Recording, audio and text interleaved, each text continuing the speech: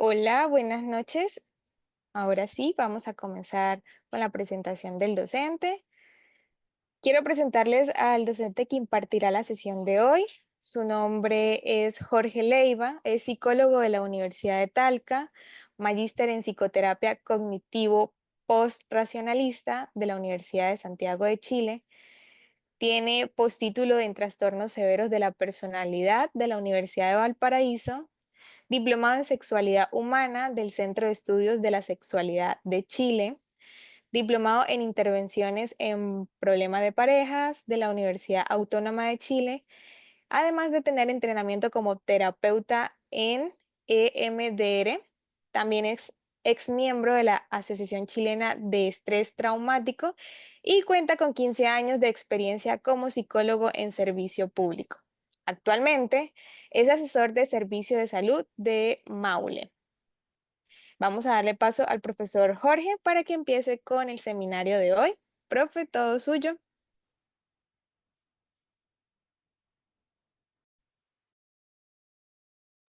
Muchas gracias, muchas gracias.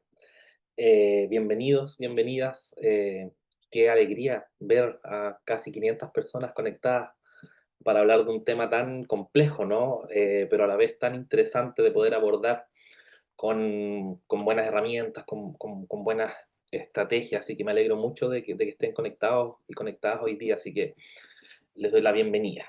Ya vamos a compartir. Denme un segundito.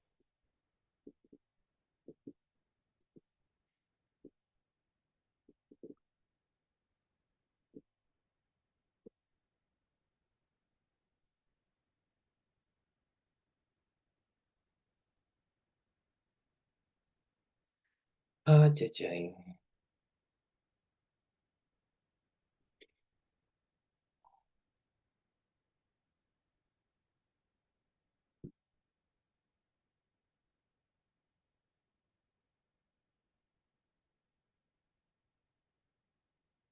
No, y no me deja compartir la pantalla. ¿Cómo así? Estamos en Zoom, hay un icono que dice Sí, compartir y elige la pantalla. sí, el tema es que no me aparecen las pantallas, todas las pantallas que tengo abiertas. Ah, caray. Ujú. Pero no te preocupes, lo resuelvo.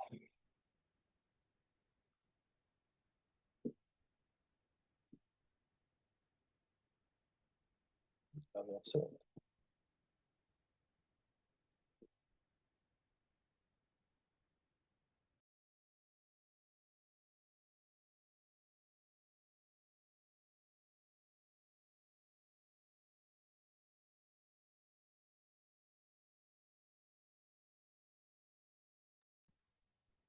Chicos, nos disculpan un minutico, el docente acaba de salir, vamos a esperarlo. Eso.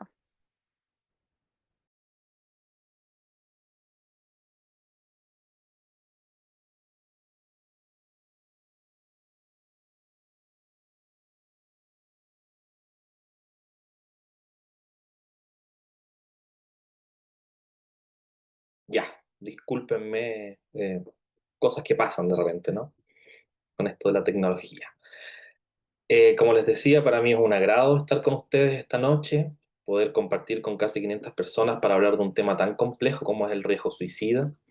Sin embargo, creo que es una buena oportunidad para que podamos nosotros conversar de este tema que eh, requiere, ¿cierto?, de una mirada amplia. Se me está viendo en modo presentación. Ay, sí. Súper, Se ve la pantalla completa, sí. súper.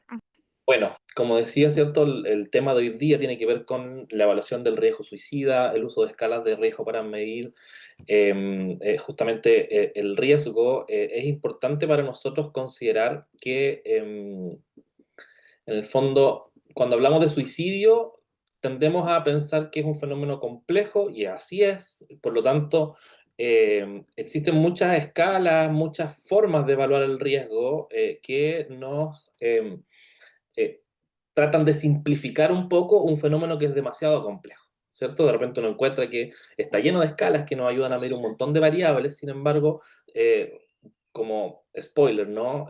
No es posible evaluar todo el riesgo a través de escalas, pero hay algunas escalas que nos ayudan un poquito más. Denme un segundito. Bueno, ya hablaron de mí, ¿cierto? A mí me interesa mucho hacer un encuadre inicial de lo que estamos hablando, porque finalmente también nos ayuda a establecer, en el fondo, desde dónde nos estamos parando frente a un tema tan complejo como esto. En general, me gusta que el chat esté desactivado porque distrae un poco, ¿no? Y de repente se tienen varias conversaciones en paralelo. Va a haber un espacio al final para un máximo de 3 preguntas que sean obviamente atingentes a temas que fueron revisados en este seminario. Sé que hablar de suicidio es un tema complejo, ¿no? Y puede generar algún grado de malestar o algún recuerdo no agradable hacia experiencias tanto personales como de cercanos, por lo que pido que aquellas experiencias se puedan manejar dentro de un contexto de atención clínica, de ser necesario, y que las preguntas se enfoquen en lo visto en la clase. ¿Ya? ¿Por qué planteo esto? Porque en muchas ocasiones aparece esta idea de que uno tiene un recuerdo o tiene un familiar que quizás lo está pasando mal y quiere hacer preguntas y de repente es exponer un poco la historia clínica de alguien y en realidad no creo que sea este el momento, ¿cierto? Y el espacio, justamente pensando en que hay muchas personas conectadas, ¿ya?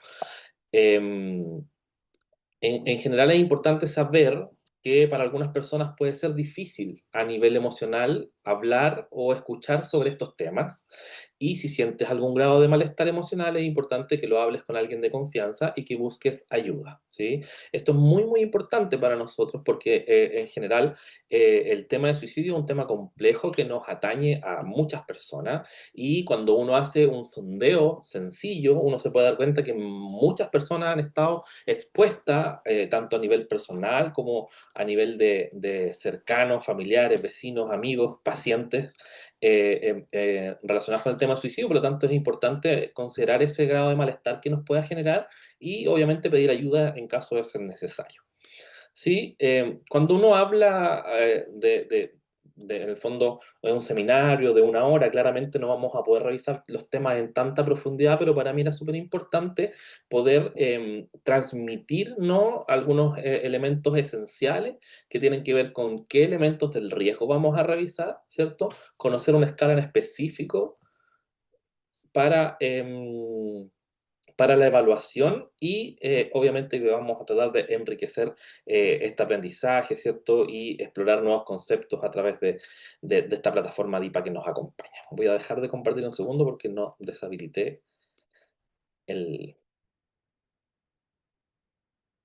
no deshabilité la opción de que se anote en la pantalla, entonces me pueden rayar la pantalla como recién.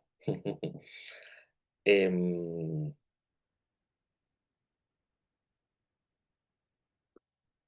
Entonces, el suicidio en general, ¿no? Tenemos algunas estadísticas a nivel mundial, ¿cierto? Que en realidad es un fenómeno que involucra a muchas personas, ¿no? Plantean algunas estadísticas que más de 800.000 personas se suicidan al año. Algunas estadísticas más moderadas plantean que alrededor de 720.000, ¿no?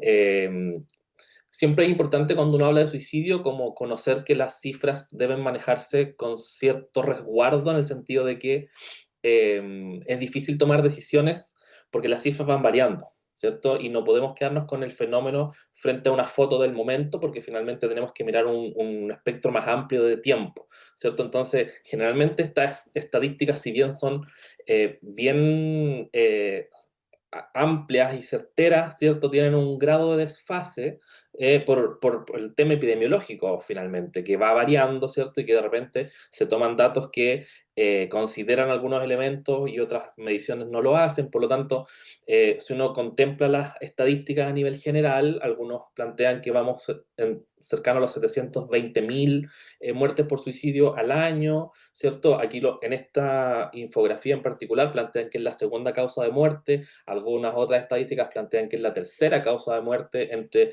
personas personas entre 15 y 29 años. Por lo tanto, más que analizar el dato en sí, lo que quiero mostrar es que efectivamente el suicidio es un fenómeno global, es un fenómeno que afecta a muchas personas, que hay algunas diferencias por rangos etarios y por perfiles, y que los métodos más utilizados, ¿cierto?, son cosas que están generalmente muy disponibles en los hogares.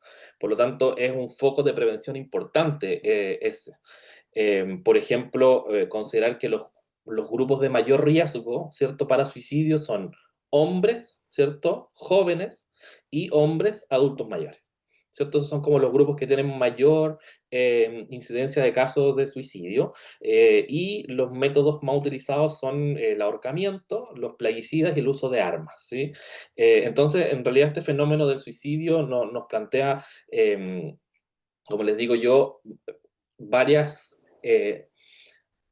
ideas de cómo poder abordarlo, ¿no? Porque finalmente nosotros pensamos que, ¿qué ocurre en este grupo etario de la juventud, ¿cierto? Hay cambios a niveles hormonales, cambios a niveles cerebrales. En el adulto mayor uno podría pensar, mira, hay mayor aislamiento, ¿cierto? Hay pérdida de cercanos, ¿cierto? Hay pérdida de sentido en la idea en esto de acabar con la vida productiva, entre comillas, ¿cierto? Si volvemos a la adolescencia, podemos pensar en la impulsividad, en la desesperanza como elementos clave cuando uno considera la posibilidad de morir, ¿cierto? Bajo la línea de quitarse la vida, ¿no? Eh, en general, también no debemos olvidar que por cada suicidio se estima, ¿cierto? Porque no son los datos certeros porque es muy difícil, pero se estima que hay alrededor de 20 intentos. Por cada suicidio, 20 intentos. Y unas 50 personas con ideación. Entonces estamos hablando de un fenómeno que se va ampliando, ¿no? En distintos niveles de riesgo. El intento de suicidio en sí para nosotros es un tremendo indicador en el sentido de que te genera un riesgo, te aumenta el riesgo inmediatamente, ¿cierto? El hecho de haber tenido un intento previo, ¿sí? Los reintentadores son personas que aumentan el riesgo, en algunos casos casi un 80%, ¿sí? Y la tasa promedio mundial es de 10,4 por 100.000 habitantes, siendo el doble en hombres que en mujeres, ¿sí? Y en Chile tenemos una tasa promedio de 10,2, siendo la relación de hombres a mujeres 5 es a 1, ¿sí? Por cada mujer se suicidan 5 hombres. Entonces, si se dan cuenta, es un fenómeno en el cual cuando uno comprende las cifras, las mira, nos permite tomar ciertas decisiones clínicas, ¿sí? En el fondo, yo siempre planteo esta idea de que uno, al evaluar suicidio, debe considerar la serie de factores de riesgos que existen, que son muchos, ¿cierto? En este caso yo les mencioné algunos, ¿no? Sexo masculino, ¿cierto? El rango etario de la juventud, el adulto mayor, el acceso a métodos, por ejemplo, y en función de aquello uno va generando su intervención, ¿no? En qué aspectos de estos que estamos conversando podemos nosotros intervenir o prevenir, ¿sí? Las definiciones globales, ¿no? La ideación suicida, que es este continuo, que va desde pensamientos sobre la muerte o sobre morir, ¿cierto? Personas que plantean esta idea de me gustaría desaparecer o deseo de morir principalmente como con la idea de ojalá estuviera muerto, pensamientos de hacerse daño, a veces tengo el deseo de cortarme con un cuchillo, hasta un plan específico. Ya me voy a tirar desde un balcón. El intento en sí, que es una serie de conductas o actos con los que una persona intencionalmente busca causarse daño hasta alcanzar la muerte y que no logra su consumación. Y el suicidio, sí, que en el fondo es el término que una persona en forma voluntaria e intencional hace de su vida, ¿cierto? Y la principal característica de esto tiene que ver con que es fatal y hay una premeditación, ¿sí? Em, en general, un intento, ¿cierto? Podríamos definirlo como esta acción autolesiva no fatal, en que existe evidencia explícita o implícita de que la persona tiene la intención de provocarse la muerte. Por lo tanto, para que exista un intento de suicidio, debe haber una acción o un acto autolesivo, en este caso se excluyen las amenazas o las intenciones, debe haber un resultado no fatal, en el fondo la persona sobrevive con o sin lesiones, y hay una evidencia de intención, ¿cierto? Hay una evidencia explícita, una declaración verbal, o escrita, ¿cierto? Que el fenómeno de las cartas suicidas es muy conocido, y una evidencia implícita, ¿cierto? Que existe una premeditación, una planificación, alguien que comienza, por ejemplo, a acumular medicamentos. ¿cierto? Alguien que guarda una cuerda debajo de la cama, ¿cierto? Eso ya es una evidencia que queda ahí un poco más escondida, ¿no? Y los intentos se pueden clasificar según el método como no violentos, como la ingesta de fármacos, venenos o la inhalación de gases, o como métodos violentos, que es la estrangulación, sofocación, asfixia, el lanzamiento desde altura, desde un vehículo en movimiento, el uso de armas de fuego, explosivos, etcétera. Entonces, aquí surge la pregunta, en el fondo, que me viene a mí al momento de planificar este seminario, que es lo que yo les decía, ¿no? Tenemos una serie de factores de riesgo que uno puede ir evaluando en la entrevista clínica, ¿no? Y uno dice, y todo esto, ¿cierto? Se podrá, en el fondo, evaluar mediante el uso de escalas, mediante el uso de cuestionarios? Y yo diría que no, ¿sí? Yo diría que no, eh, eh, porque finalmente lo que tenemos es que la mejor herramienta siempre va a ser la entrevista clínica, ¿sí? Por lo tanto, lo que uno puede tomar, ¿cierto? Son los cuestionarios para complementar información, ¿cierto? Para mejorar comunicación entre profesionales, ¿no? Pero la entrevista siempre va a ser la mejor herramienta. Por eso es importante, en el fondo, tener muy en mente cuáles son los factores de riesgo de suicidio, porque justamente cuando tenemos poco tiempo en una entrevista, por ejemplo, si yo evalúo en las primeras 4 o 5 preguntas y determino que hay riesgo, ese es el momento en el cual debo preguntar, ¿sí? Porque si yo evalúo y paso toda la entrevista, y si mi entrevista dura 1 hora, y al minuto 50 me doy cuenta que tengo que preguntar por suicidio, puedo abrir un tema que es demasiado complejo, que probablemente no voy a poder cerrar en los últimos 10 minutos. Entonces uno plantea desde el ámbito clínico, ¿no? Que si yo en mi entrevista inicial evalúo riesgo, debo preguntar por intencionalidad suicida, ideas de muerte, conducta suicida en general. ¿Por qué? Porque nos va a permitir ampliar ese tema, ¿cierto? Y tomar las medidas pertinentes, ¿no? Armar un plan de seguridad, ¿cierto? Contactarse con un familiar y todo lo que implica un plan de seguridad. Y uno debe evaluar en esta entrevista factores de riesgo, factores protectores, el historial de salud mental, intento de suicidio previo, el método, señales de alerta, tipo de riesgo, etcétera. En general, ¿cierto? Uno debiese preguntar de manera directa. El riesgo suicida debiésemos evaluarlo de manera directa, ¿cierto? Sin metáfora, sin vueltas, ¿no? Tenemos que evaluarlo de manera concreta, ¿cierto? Adecuándonos a nuestro paciente, a quien está al frente, ¿cierto? Sobre el tipo de preguntas, sobre el foco que queremos poner. Y en esto uno pudiese tener, por ejemplo, partir de lo más amplio a lo más específico, perdón, que es, por ejemplo, pensar, ¿cierto? ¿Has pensado que no quieres vivir más o que no vale la pena vivir? ¿Te pasa esto a menudo? ¿Piensas en esto sin querer? O sea, que estos pensamientos suicidas te molestan. ¿Has sido capaz de apartar estos pensamientos? ¿Tienes ideas específicas sobre cómo hacerlo? Y ahí uno se da cuenta cómo pasamos del deseo de morir, ¿cierto? A la ideación, ¿no? ¿Has hecho planes o preparaciones? Ahí uno empieza a preguntar sobre la planificación. ¿Existe algo que te impida hacerlo? ¿Cierto? Factores protectores. ¿Has hablado con alguien sobre tu idea suicida? ¿Cierto? El uso de redes. ¿Has tratado alguna vez de quitarte la vida? Evaluación del intento, ¿cierto? Y ¿se ha suicidado alguien en tu familia o entre tus amigos o conocidos? ¿Cierto? Es un factor de riesgo importante también, ¿cierto? La muerte por suicidio de un familiar o de un cercano.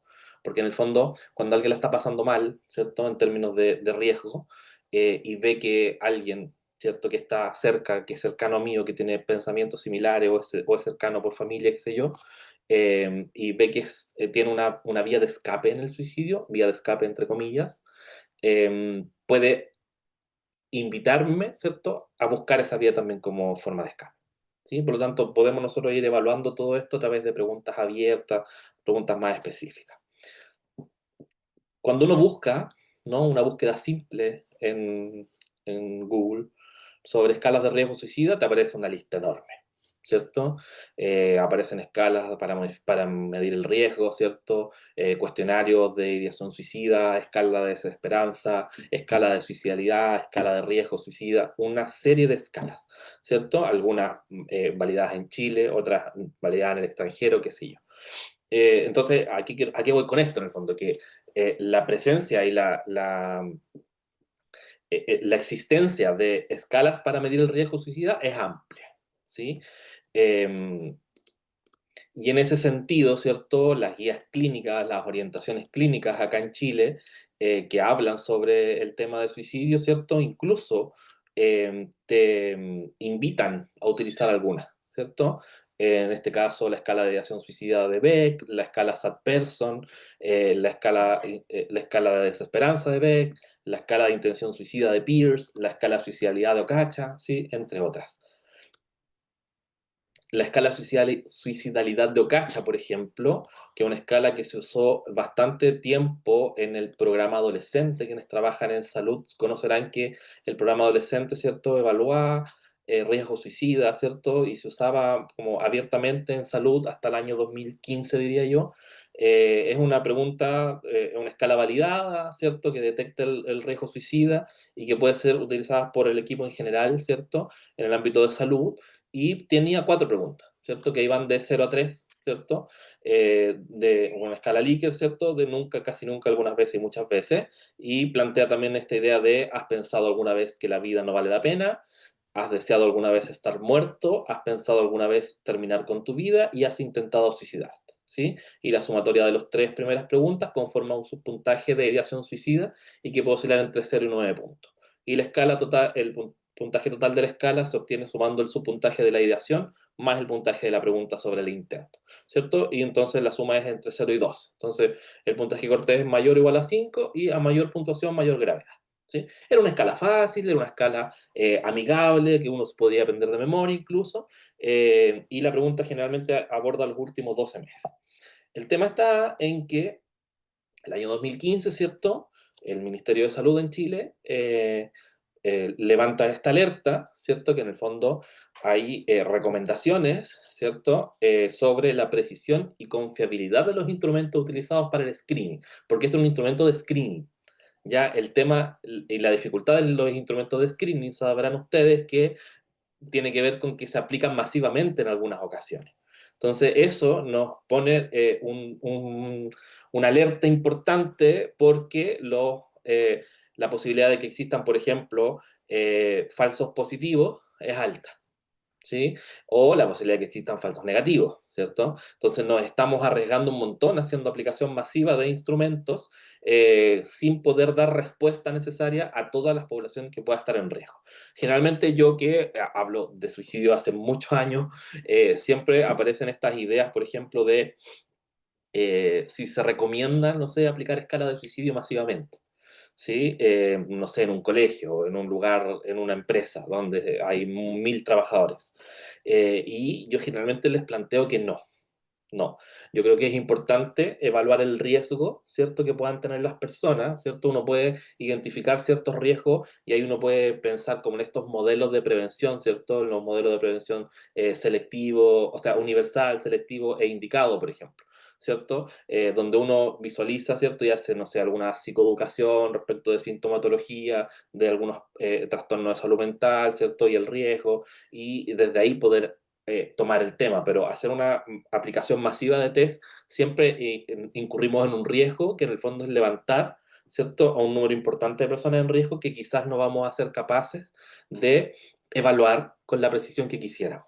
Por lo tanto, no sé, pues imagínese usted trabaja en una empresa o trabaja en un colegio y aplica 1000 escalas y le aparecen 100 personas con riesgo.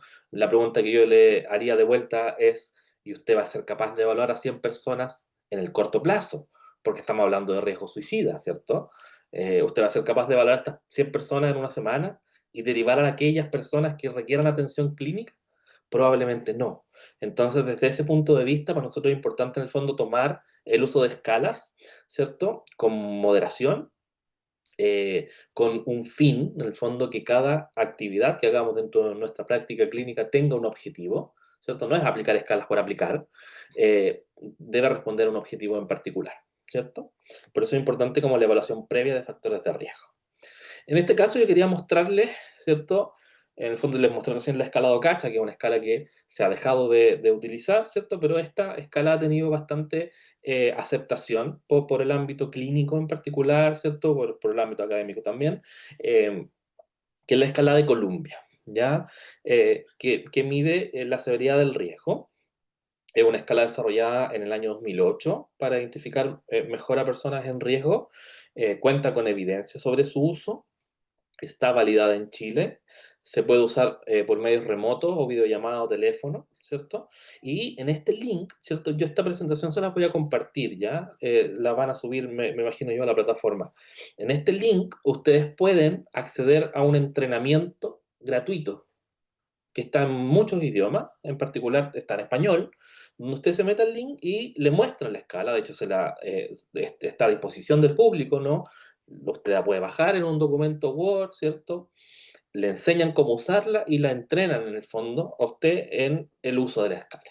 Es una muy buena herramienta, ¿cierto? Gratuita, accesible. Lo importante es cómo dar bien con el link para que te lo responda en español en el fondo, para que puedas ver el video en español. Pero está en varios idiomas y ahí está la referencia.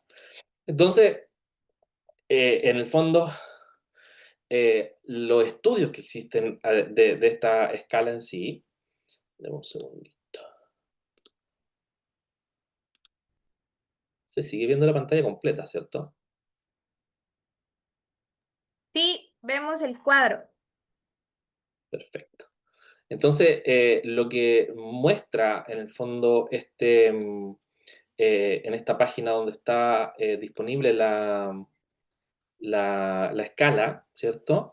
Es que hay evidencia, ¿cierto? Tenemos autores que han puesto en estudio, en el fondo, el uso de esta escala que nos permite saber que es una escala que tiene validez predictiva, ¿cierto? Que es sensible, que puede medir específicamente los ítems que está diciendo que evalúa, ¿cierto? Tenemos una fiabilidad y consistencia interna, ¿cierto? Tenemos fiabilidad interevaluador, no son solo estudios en un solo lugar, ¿cierto?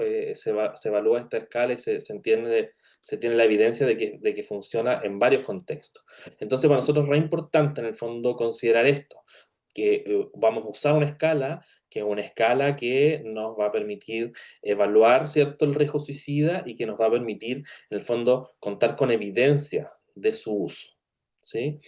Eh, en Chile existe una versión aprobada por la autora para su uso, ¿sí? Está recomendado por el Ministerio de Salud chileno para su uso tanto en contextos educacionales como de salud, y hay publicación sobre su uso como autorreporte incluso, ¿sí? ¿Qué permite esta escala en particular? Simplificar los conceptos, ¿sí? Mejorar la comunicación entre distintos proveedores de salud, aumentar la capacidad de predecir el riesgo, ¿sí? Y reflejar cambios a través del tiempo, ¿cierto?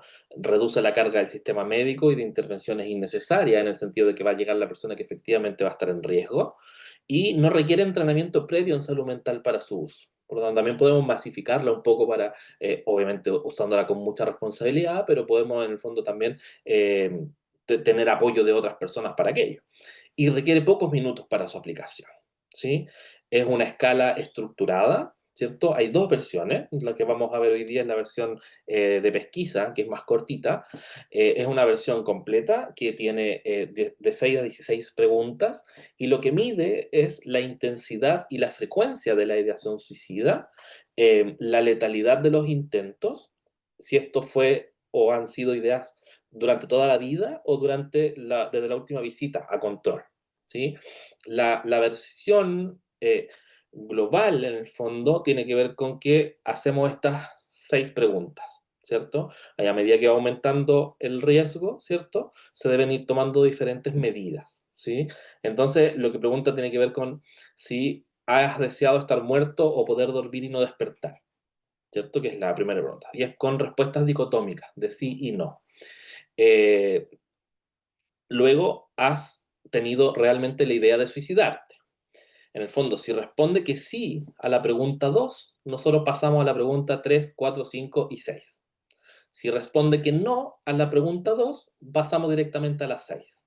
¿Cierto? Porque en el fondo lo que consideramos en la pregunta 2 tiene que ver con la ideación suicida, ¿cierto? Y con la planificación. ¿Ya? Entonces, y nos invita a la planificación, perdón. Entonces, luego si dice que sí, pasamos a la pregunta 3 y plantea esta idea de, ¿has pensado en cómo llevarías esto a cabo? Y ahí hablamos del plan, ¿cierto? ¿Has tenido esta idea y alguna intención de llevarlas a cabo? Luego, ¿has comenzado a elaborar o has elaborado los detalles sobre cómo suicidarte? ¿Tienes intenciones de llevar a cabo este plan? ¿Cierto? Y fíjense que ustedes que va cambiando el color de la escala a medida que aumenta el riesgo. Y finalmente la última es saber si alguna vez has hecho, comenzado a hacer o te has preparado para hacer algo para terminar con tu vida. Y uno le da una serie de ejemplos, entre ellos juntar pastillas, obtener un arma, regalar cosas de valor, escribir un testamento, una carta de suicidio, tomado un arma pero haber cambiado de idea, haberte cortado con intención suicida, tratado de colgarte, etcétera. ¿Cierto? De alguna manera igual también mide la cantidad de intentos, si es que existe un intento abortado, ¿cierto? Que en el fondo es que la persona se arrepiente y deja de hacerlo, o si existe un intento de suicidio interrumpido, donde por ejemplo la persona estaba a punto de hacerlo y llega alguien y lo detiene, ¿sí? Entonces, si ustedes se fijan, es una escala corta de 6 ítems, ¿cierto? Que divide en subescalas, en el fondo, donde de la 1 a la 5 mide la intención y la planificación, y en la conducta, en la pregunta 6, mide el intento suicida, si es un intento real, como les decía recién, interrumpido o abortado. Además de las conductas preparatorias. Las conductas preparatorias también son un buen indicador de alto riesgo, ¿cierto? En el fondo, alguien que tiene una ideación suicida, ¿cierto? Pero no ha hecho ningún acto preparatorio, es menos riesgoso, ¿cierto? Que alguien que, por ejemplo, tiene la ideación, pero está juntando medicamentos para tomárselo, ¿cierto? Porque ustedes comprenden que en momentos de crisis, ¿cierto? Si yo tengo junto, no sé, medicamentos, pastillas, una cuerda, la probabilidad de uso de aquello es mayor, ¿sí? Entonces, uno va elaborando distintos tipos de planes o distintos tipos de medidas según el riesgo, ¿cierto? En el fondo, lo que uno plantearía sería que si responde que sí al ítem 1 y 2, debiésemos nosotros tener una derivación asistida salud mental y elaborar un plan de seguridad. El plan de seguridad aparece como una herramienta de uso, ¿cierto?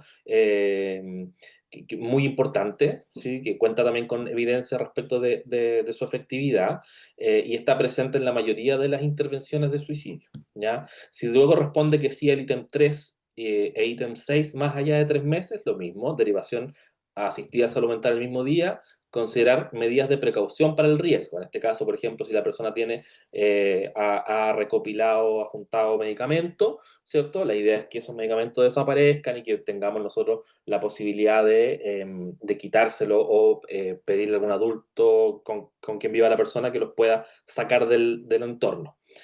Y finalmente, las preguntas 4, 5 y 6 son medidas de precaución para el riesgo inmediatas, ¿cierto? Como por ejemplo una derivación a un servicio de urgencias, ¿sí? Cuando aumenta demasiado el riesgo. Entonces tenemos nosotros también un algoritmo de decisiones, ¿cierto? Que en el fondo es, detectamos riesgo, aplicamos la escala y si contesta sí, ¿cierto? Vamos nosotros definiendo el riesgo, ¿cierto? Como bajo, medio o alto y vamos tomando las medidas que les acabo yo de mencionar, ¿sí? En este caso, el tema del plan de seguridad va a estar siempre presente, ¿sí? Entonces yo quería mostrarles, por ejemplo, que tengo un video que es muy cortito, donde se aplica la escala de suicidio y de memoria, ¿sí? Ni siquiera con un documento, entonces me parece bien interesante este ejemplo. We received a 911 call from a woman named Joan who said she was upset and afraid she might kill herself, so I was dispatched to her location. I've been in situations like this before where it was really hard to tell if someone was actually in danger of suicide or not. Fortunately, I was recently introduced to CSSRS, and I could use a few quick questions to help me decide what level of care she needed. Hi, are you Joan? Uh-huh. I'm glad you called us. We're gonna get you some help, okay? Okay. I'm going to ask you a few questions about your thoughts and behaviors over the past few weeks to help us better understand how to help you. Is that okay? Okay. Am I gonna have to go to the hospital? Let's just get all the information about what's going on first, and then we can talk about that. All right? Okay. Good. Have you wished you were dead or wished you could go to sleep and not wake up? Yeah. I wish I was dead right now. Have you actually had any thoughts about killing yourself? No, I would never do that. Okay. Have you ever done anything? Started to do anything or prepared to do anything to end your life? I mean, once when I was a teenager, I wrote a note to my friend saying I wanted to die, but nothing recently. Okay, thanks. Entonces, si ustedes se dan cuenta, aplicó justamente las preguntas que vimos recién, ¿cierto?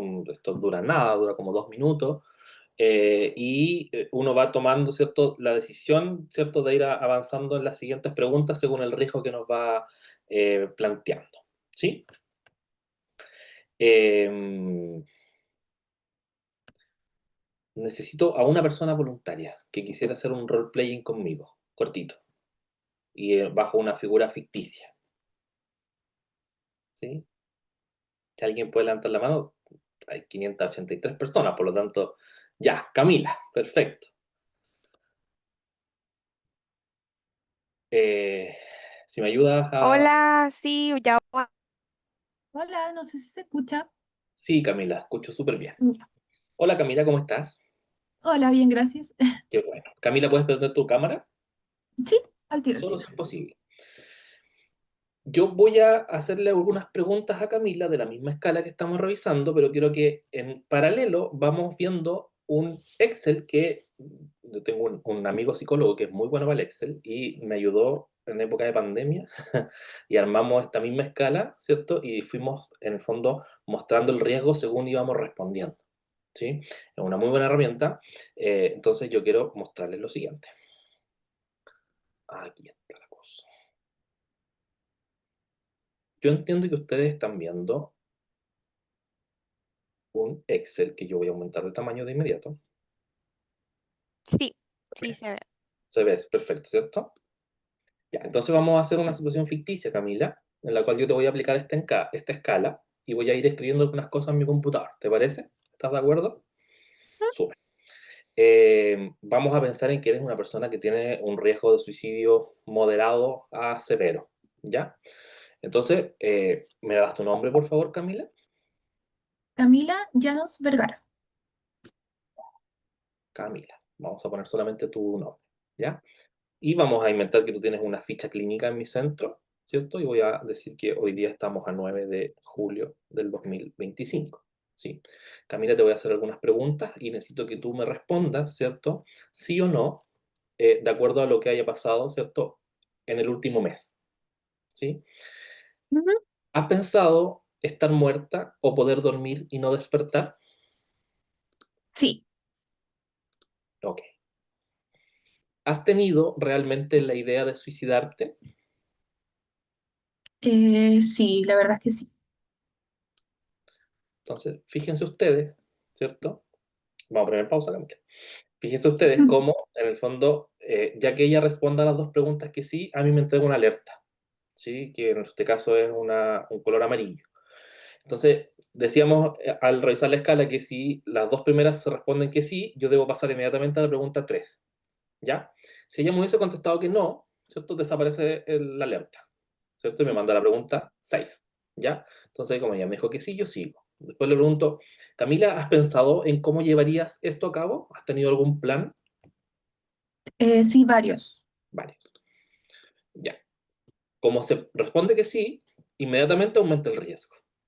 ¿Ya? Porque aquí estamos hablando, ¿cierto?, de que ya hay una planificación en mente, ¿sí?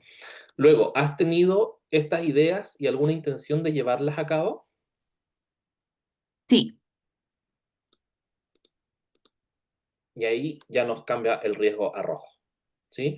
Entonces, ¿has comenzado a elaborar o has elaborado los detalles sobre cómo suicidarte? eh, no, con mayor detalle no. Ok.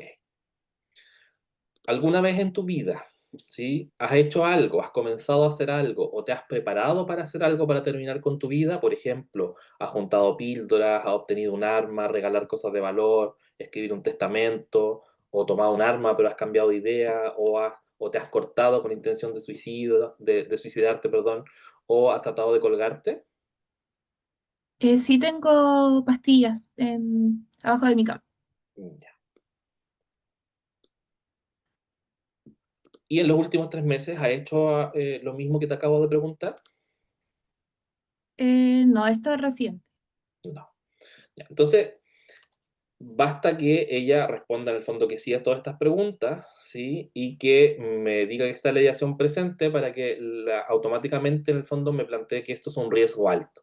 Y en este caso nosotros definimos acciones, bueno, yo trabajé muchos años, más de 12 años en COSAM, que son los Centros de Salud Mental Comunitaria, donde se trabaja con muchos pacientes con riesgo suicida, y nosotros establecimos un plan, en el fondo, de trabajo frente al riesgo alto, que era establecer un plan de seguimiento semanal entre varios miembros del equipo, establecer un plan SOS indicando dónde está y cómo acudir al servicio de urgencia, establecer contacto con algún familiar, ¿cierto? Recomendar medidas de prevención, y esto es más para nosotros, para los clínicos.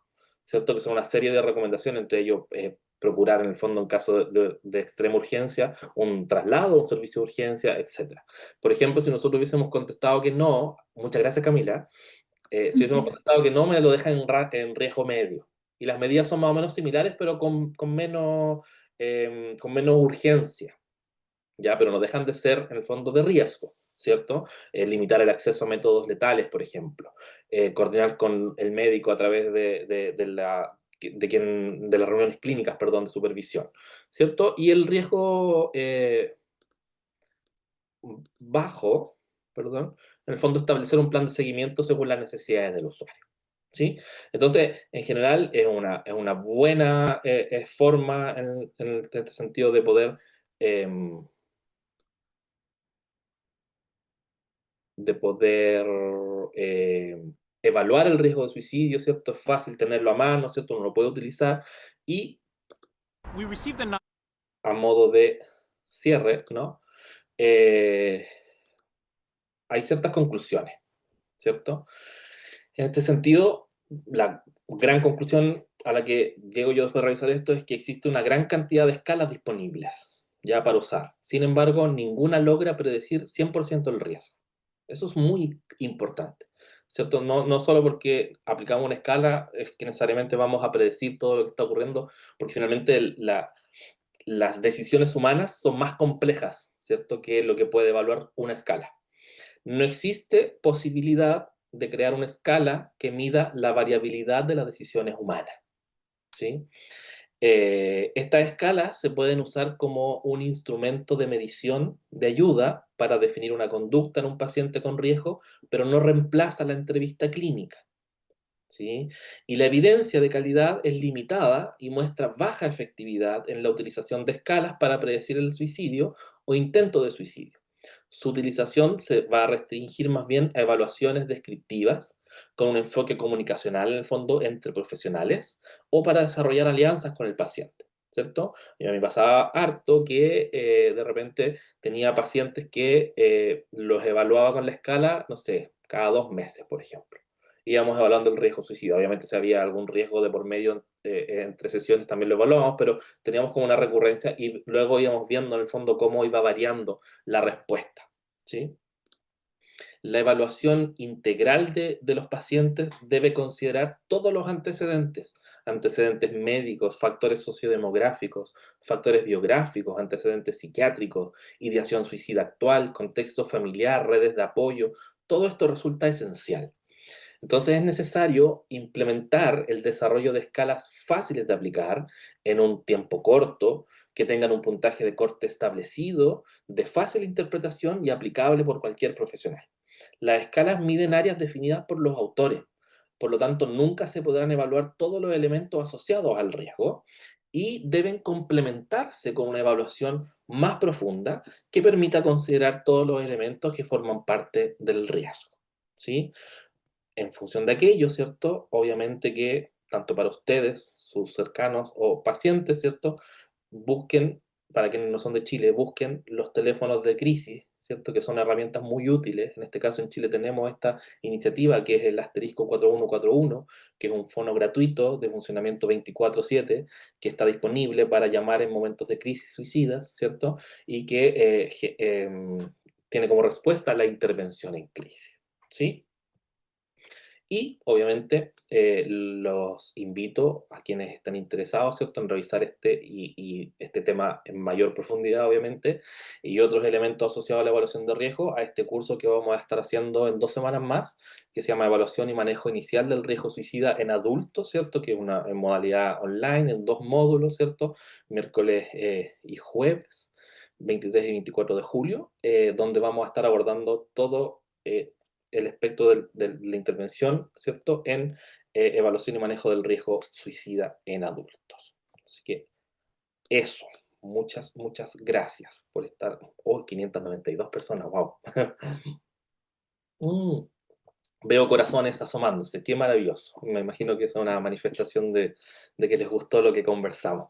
Así que los dejo invitados, de verdad, es un curso en esta misma temática. Yo a veces hablo un poco más rápido y me emociono mucho con el tema, pero es en esta misma línea, ¿cierto? Vamos a hacer un recorrido por todo lo que tiene que ver con la evaluación, ¿cierto? La evaluación de factores de riesgo, y la intervención inicial, en el fondo, de saber qué herramientas tener para hacer una entrevista clínica que aborde estos elementos, los factores de riesgo, ¿cierto? Algunos modelos teóricos también asociados a la evaluación de riesgo, y obviamente que la intervención inicial es todo lo que tiene que ver con el plan de seguridad en específico, que es algo que revisamos bien en detalle, y todas estas iniciativas que se realizan en el fondo cuando uno está interviniendo pacientes con riesgo, ¿sí?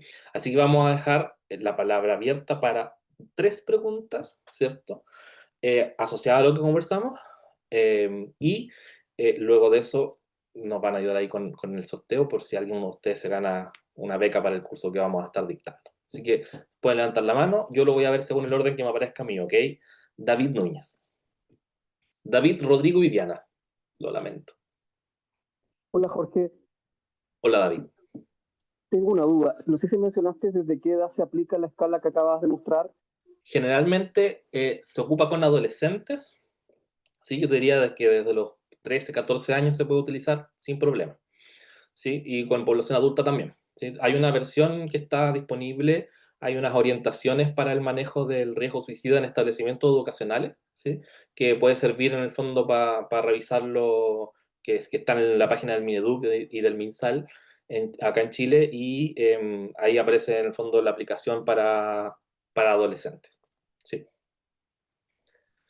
Después venía Rodrigo Lagos. Rodrigo, puedes abrir el micrófono. Aló, hola, ¿se me escucha? Hola, profe, muchas gracias. Hola. Profe, me surge la siguiente inquietud. Como psicólogo y verdad, también como persona que acompaña amistades, parejas, etcétera, me gustaría escuchar alguna recomendación desde su experiencia sobre cómo uno poder manejarse en una situación, por ejemplo, estoy teniendo una conversación con una persona que está con una ideación suicida. Y me ha pasado de sentir un poco esta sensación como chuta, se está jugando harto en esta conversación, ¿no? Como, y entra un poco como, incluso en un deseo como de discutir a la persona, como para intentar encontrar un sentido en su vida. ¿Qué recomendaciones daría usted como a la hora de afrontar ese tipo de conversaciones si le ha tocado? Ok, ya. Pero creo que igual es importante hacer una distinción. Ujú. Si es una conversación como amigo o una conversación como psicólogo con un paciente, porque creo que puede variar un poco la recomendación. Claro, la verdad, en este momento lo que me interesa a mí, que me ha tocado recientemente, sería más como un cercano, más que como un psicólogo. Pero ambas respuestas creo que pueden ser de mucha utilidad.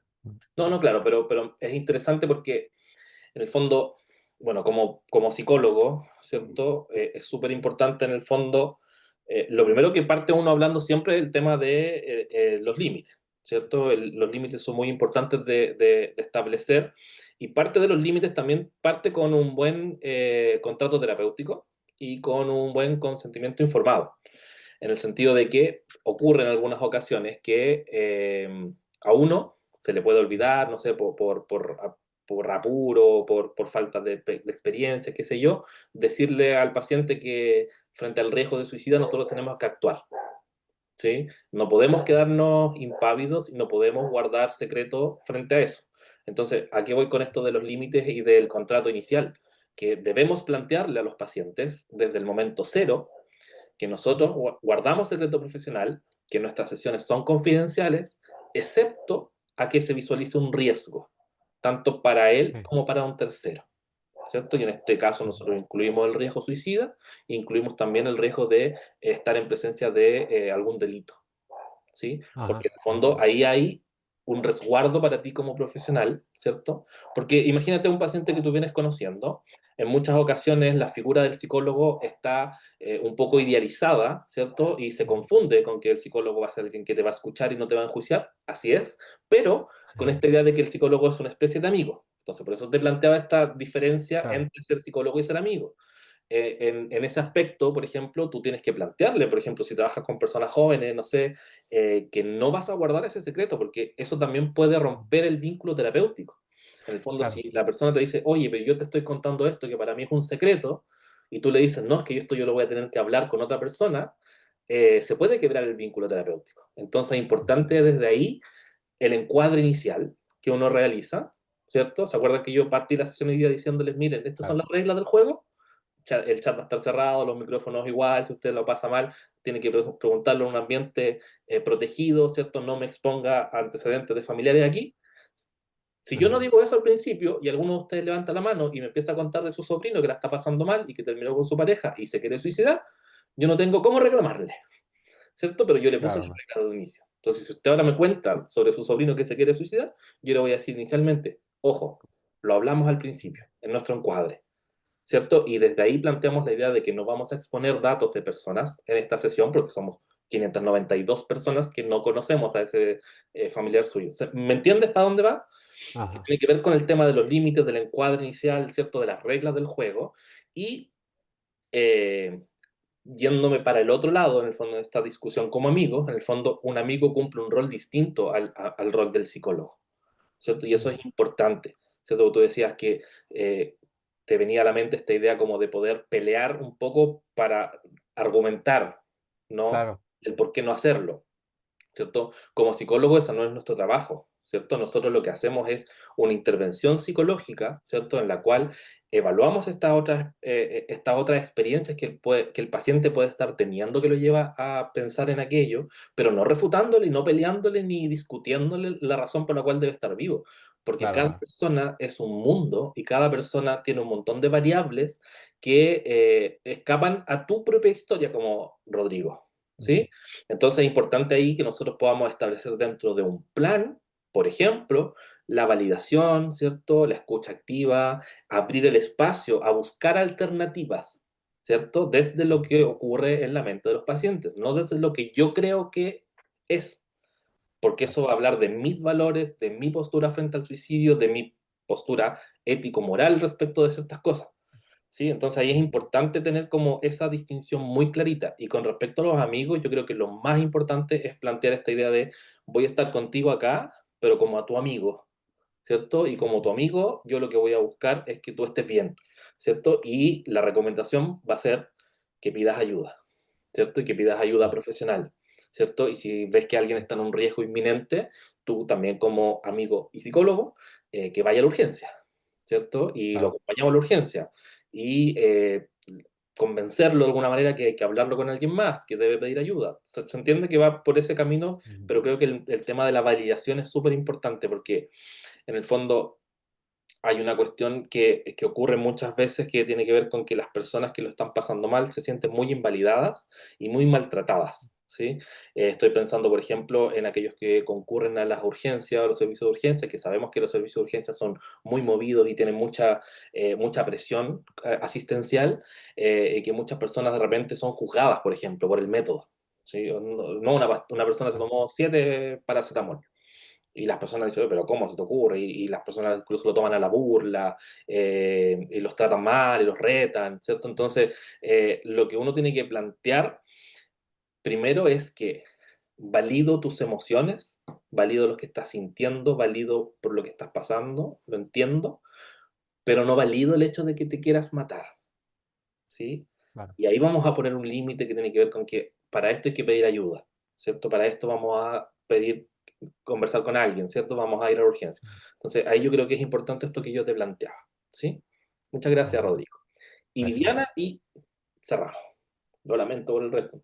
De verdad que no da, porque somos 600 personas y es muy tarde ya. Ya, Viviana, ya. ¿Se escucha?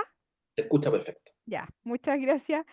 Eh, ya, mi pregunta es cómo puedo integrar la aplicación, en este caso de la escala Columbia, Ujú, dentro de la sesión sin que el paciente o la persona se pueda llegar o sentir invadida, como que no lo tome de buena forma. ujú. Sí. Como decía yo al principio, muy buena pregunta, Viviana, porque creo que es muy importante el timing, ¿cierto? El ritmo con el cual uno va haciendo la evaluación. Si tú la aplicas de entrada, ¿sí? Sin preguntar, sin hacer un contexto previo, va a tener una mala llegada, ¿sí? Porque en realidad puede ser, en el fondo, puede venir más desde un prejuicio que desde una evaluación. En el fondo, ¿cómo yo voy a saber que el paciente que tengo al frente tiene riesgo de suicidio si no le he preguntado nada y voy y le aplico una escala de suicidio? ¿Sí? Eso puede tener un impacto importante en cualquier persona que estés evaluando.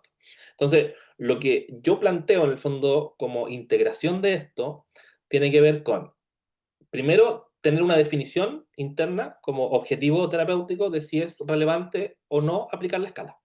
Paso uno, ¿sí? Porque si tú te das cuenta, son 6 preguntas y esas preguntas son fáciles de integrar en tu evaluación clínica, ¿sí? Porque yo, por lo que entiendo tú, me planteé la pregunta más como de tomar la escala, sentarme y aplicar la escala, ¿no? Y eso es un acto distinto al de una entrevista y una evaluación, ¿cierto? Obviamente que aquí hicimos un role-playing, pero con fines educativos, ¿no? Pero si uno piensa, las 6 preguntas que tiene son fáciles de integrar en la entrevista. Entonces, uno siempre debiese partir de más a menos, ¿cierto? Y Ujú. en este más, uno en una entrevista inicial, ¿cierto? Haciendo la anamnesis correspondiente, uno ya puede ir teniendo, yo a esta altura, entonces, muchos años que trabajo en esto, entonces uno empieza a tener como un checklist en la mente, Entiendo. ¿cierto? Ujú. En el fondo, cuando van apareciendo riesgos, ¿sí? Porque si puede en la evaluación aparecer la idea de que, no sé, ya, es hombre. De hecho, hay algunas escalas que se aplican en la urgencia que son así de rápidas, que en el fondo, como son para aplicar en la urgencia, necesitamos tener los factores. Entonces, si es hombre, si tiene cierta edad, si tiene consumo de alcohol, y ya tienes tú 3 indicadores que 3 son claves. factores. Entonces, tú en la entrevista vas definiendo, pues, es hombre, es joven, ¿cierto? Pasó por un quiebre de pareja reciente, Ujú. tiene ciertas sensaciones asociadas a la desesperanza, ¿cierto? Con esta idea, no sé, de la cara más caída, ¿no? De no tener ganas, ¿cierto? Es relevante preguntar siempre, obviamente, el motivo de consulta y por qué ahora, y ahí las personas ya te están entregando un montón de información. ¿Cierto? Si es por un quiebre relacional, si es por la pérdida del trabajo, son factores de riesgo que uno debe decir, ah, fíjate que aquí posibilidad de riesgo hay, ¿sí? A mí me pasa de repente, yo tengo dentro de mi entrevista clínica incorporada las preguntas de suicidio siempre, ¿sí? Independientes de... Y me pasó una vez que yo tenía un paciente que estaba evaluando y yo le hacía la pregunta y sabes que si yo consideraba los factores de riesgo no estaban, ¿sí? Pero igual hice la pregunta. Y cuando la hice, ¡oh! Aparece. ¿Cierto? Entonces, si yo me quedo solamente con esta idea preconcebida de decir, ah, mira, ¿sabes qué? Porque en realidad yo atiendo en ambos lugares, ¿no? En el sector público y en el sector privado, entonces también de repente uno podría pensar, mira, puede variar el público, en realidad el suicidio es transversal, ¿ya? Al nivel socioeconómico, ¿cierto? Es más o menos transversal. Entonces uno dice, mira, un perfil de paciente que uno lo mira y dice, ¿sabes que no es como un paciente de alto riesgo? Porque igual también cuando recibíamos evaluaciones en el COSAM, en el Centro de Salud Mental Comunitaria, en el fondo muchos venían ya con una evaluación previa, ya venían con el riesgo detectado, o sea, habían llegado a un servicio de urgencia, habían sido ingresados al programa de salud mental de la atención primaria. En este caso, cuando uno no lo pregunta, te puede quedar ahí la duda, ¿sí? Así como también hay veces que uno lo pregunta y te dicen, no, ¿cómo se te ocurre? Así como me pregunta eso. Y yo le digo, en realidad lo tengo que preguntar igual, le digo, porque en realidad tú vienes ahora a una evaluación conmigo, entonces yo te estoy preguntando las cosas que yo considero relevantes para esto, ¿sí? Y ahí uno puede ir en el fondo integrando las preguntas de riesgo a la evaluación global. Ahora, ya si llevas un par de sesiones y aparece esta idea fugaz, ¿cierto? Y que no es tan concreta, por ejemplo. Y te dice, y tú le dices, mira, ¿ya has tenido pensamientos de muerte? Mira, fíjate que cada cierto tiempo sí aparecen pensamientos de muerte. Pero no es nada claro, no es nada concreto. Pero, por ejemplo, pasan un par de sesiones y te comenta algo que le ocurrió, ¿cierto? Sabemos que, por ejemplo, las situaciones traumáticas, los quiebres relacionales, la pérdida de redes importantes, no sé, cambio de ciudad, el desarraigo, impactan en las personas. Entonces tú le puedes decir, mira, fíjate que me gustaría como que estas cosas que te voy a preguntar ahora las podamos documentar y te invito a poder hacerte unas preguntas y dejarlas en esta escala. ¿Sí? Y se les pregunta, y ellos te pueden decir, sí, estoy de acuerdo, en general es bien difícil que alguien te diga que no, o explicarle también este motivo, en el fondo es como, mira, me gustaría, no sé, como tú ya vienes con un criterio de riesgo, en el fondo, si vienes derivado desde un servicio de urgencia por un intento de suicidio, en el fondo esto no es un secreto, es algo que hay que hablar abiertamente, en el fondo es como, tú vienes acá derivado conmigo porque hiciste un intento de suicidio. Entonces, ¿te parece que apliquemos esta escala para evaluar cómo estás hoy día? Y según el progreso de la intervención, la aplicamos, no sé, en 2 meses más. Ah, ok, ¿sí? Y ahí la podemos ir integrando a la vida, ¿sí?